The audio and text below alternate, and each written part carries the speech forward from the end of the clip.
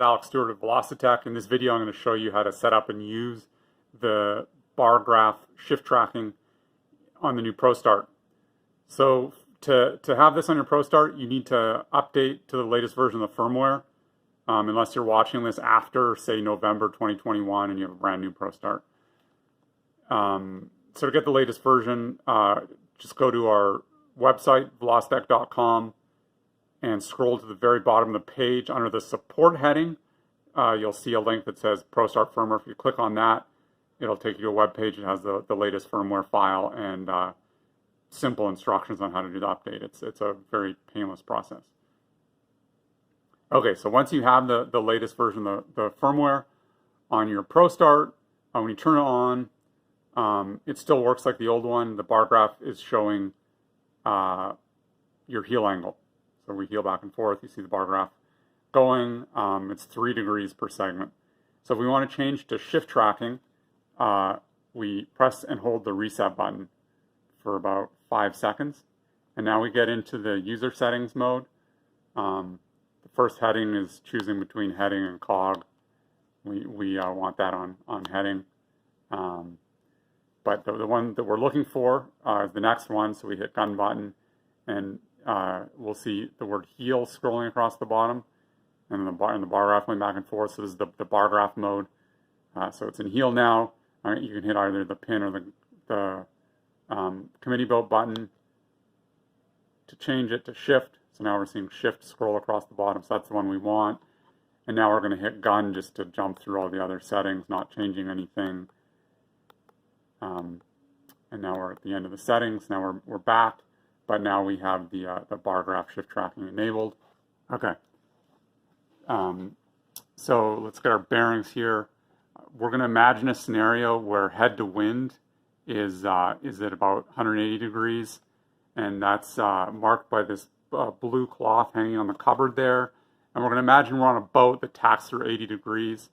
So on starboard tack, we're at about 140.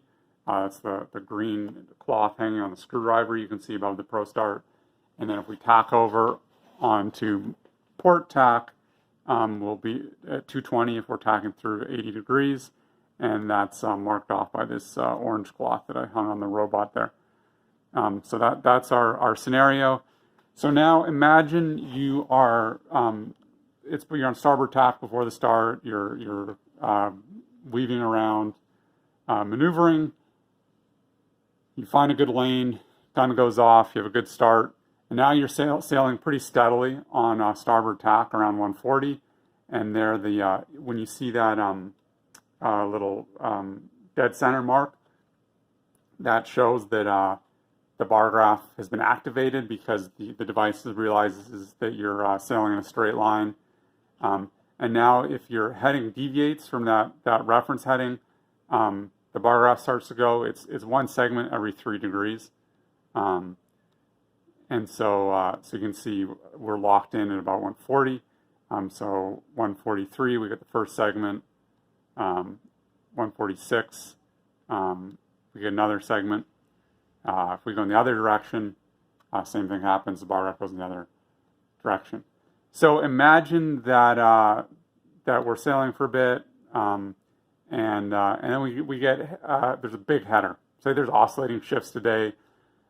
We get a 12-degree knock, and so now we're down at about 128, and so that's you can see 4 segments in the bar graph. That's 12 degrees, and we've had enough of this, and so then we tack over to port. And so now that's about our orange towel, but there's been that 12-degree wind shift. So instead of 220, we're at around 208.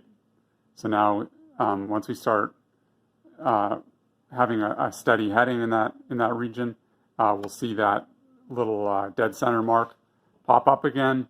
So now we're locked in around 208, and we're getting one segment every 3 degrees. We deviate from that, so one segment for 12 degrees.